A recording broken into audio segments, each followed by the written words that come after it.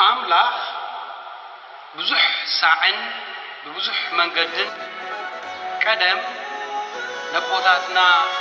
ونبيات كيلو تزاربو أبزن دحروت معالفتات قنا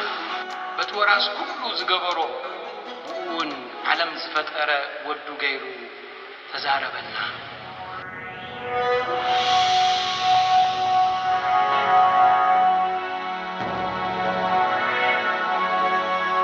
ناي علوتو أبناي لاتين قداسي زنبام نبابات قال أملاخ قداماي نباب قداماي ملخت يوحنس معراف حادي كفقد حادي كسع فقدي أربعتي بزعباتي كام مجمرتا زنبري نحنا سمعنايو بعينتنا زرعنايو زتمتنايو بداونا زرمسسنايو قال هيوت ننقركم علونا هيوت تقليس آيا نحنا خا رينا ياينا نمسكرون علونا تانا أنا استقلت مسابو زنبرت زلالماويت هيوت دما ننقركم علونا مسانا حبرت من تكلوكم النادما نتي زرعنايون سمعنايون ناخاتكم ننقركم علونا حبرتنا وين مسابون مسودو يسوس كريستوس نيو ازي نصحفلكم زلنا حقوسنا من انتي ملو كخون إلناينا كلاي نباب كان مزمور داويت مزمور 9 كفقد حاديك سعفقدي 10 كلتة እግዚአብሔር ንጉስ እዩ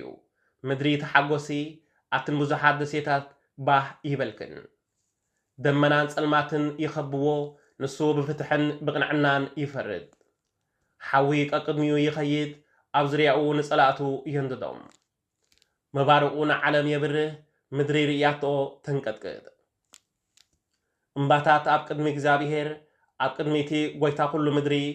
ከም ስምዒ ይመኩ ሰማያት እግዚአብሔር ጻድቅ ከም ዝኾነ ይእውዩ ኩሎም አሕዛብ ድማ ክብሩ ይርእዩ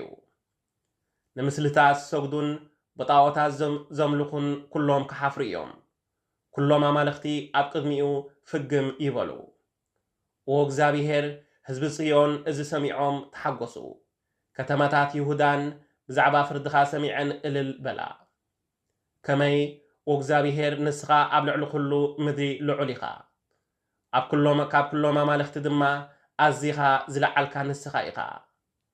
እግዚአብሔር ነቶም እከይ ዝጸልኡ የፍቅሮም ንቅዱሳኑ ይሕልዎም ካቢት ክፉኣት ሰባት የናግፎም ብርሃን ጻድቃን ይብርሃሎም ደስታ ከዓ ንልቢ ቁንዓት መልኦ ኣቶም ጻድቃን ብእግዚአብሔር ተሓጎሱ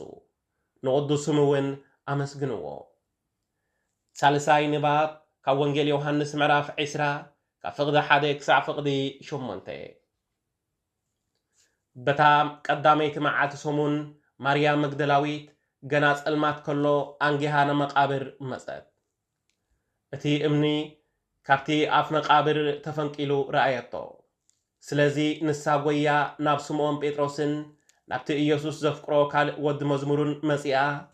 ንጎይታ ካብ መቃብር ወሲዶምዎ ኣበይ ከም ዘንበርዎ ኣይፈልጥን ብለቶም ሽዑ ጴጥሮስን እቲ ካልእ ወዲ መዝሙሩን መጹ ናብ መቃብር እውን ከዱ ክልቲኦም ብሓንሳብ ጎየዩ እሞ እቲ ካልእ ወዲ መዝሙር ንጴጥሮስ ቀደሞ ኣብቲ መቃብር እውን ቅድም በጽሐ ደኒኑ እንተጠመተ ከዓ ኣብኡ እቲ መግነዝ ረአየ ግናኸ ኣይኣተወን ሽዑ ስምዖን ጴጥሮስ ደድሕሪኡ መጺኡ ናብቲ መቃብር ኣተወ ነቲ መግነዝ እውን ተነቢሩ ረአዮ እቲ ኣብ ርእሱ ዝነበረ ማዕረምያ ከዓ ንበይኑ ተፈንቂሉ ነበረ እምበር ምስቲ መግነዝ ኣይነበረን